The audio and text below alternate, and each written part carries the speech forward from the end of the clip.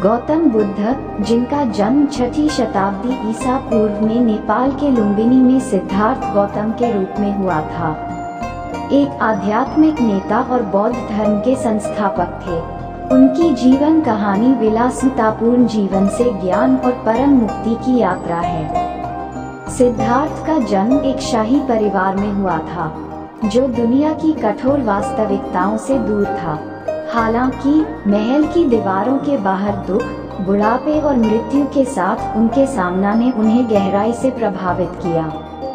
मानवीय स्थिति के उत्तर खोजने के लिए दृढ़ संकल्पित, उन्होंने अपनी राजसी स्थिति को त्याग दिया और सत्य की खोज शुरू कर दी। वर्षों तक सिद्धार्थ ने आत्मत्याग के माध्यम से ज्ञान की खोज करते हुए अत्यधिक तपस्या की। फिर भी उन्हें इन अभ्यासों में कोई संतुष्टि नहीं मिली। अंत में वे बोधगया में एक बोधि वृक्ष के नीचे बैठ गए और तब तक नहीं उठने की कसम खाई जब तक उन्हें ज्ञान प्राप्त नहीं हो जाता।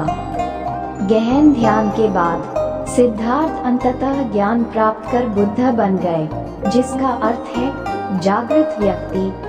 उन्होंने 4 आर्य सत्यों को महसूस किया: दुख का सत्य, दुख का कारण, दुख का निवारण और दुख के निवारण का मार्ग। यह मार्ग, जिसे अष्टांगिक मार्ग के रूप में जाना जाता है, सही समझ, इरादा, भाषण, क्रिया, आजीविका, प्रयास, ध्यान और एकाग्रता पर जोर देता है।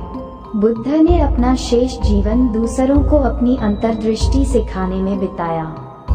उन्होंने उत्तर भारत में यात्रा की, शिष्यों को इकट्ठा किया और सूत्र के रूप में जाने जाने वाले उपदेश दिए। उनकी शिक्षाओं में करुणा, ध्यान और सभी चीजों की नश्वरता पर जोर दिया गया। उनकी सबसे प्रसिद्ध शिक्षाओं में से एक अनंता या गैर स्व की अवधारणा है, जो एक निश्चित स्थायी स्व की धारणा को चुनौती देती है। बुद्ध के अनुसार आत्मा की भावना से चिपके रहने से दुख होता है और सभी चीजों की नश्वरता और परस्पर जुड़ाव को महसूस करने से मुक्ति मिलती है। बुद्ध की शिक्षाएं पूरे एशिया और उससे आगे तेजी से फैलीं, जिससे अनगिनत संस्कृतियों के आध्यात्मिक परिदृश्य को आकार मिला। आज बौद्ध धर्म दुनिया के प्रमुख धर्मों में से एक है, जिसके दुनिया भर में लाखों अनुयायी हैं। गौतम बुद्ध की विरासत न केवल उनकी शिक्षाओं के माध्यम से बल्कि उनके जीवन के उदाहरण के माध्यम से भी कायम है।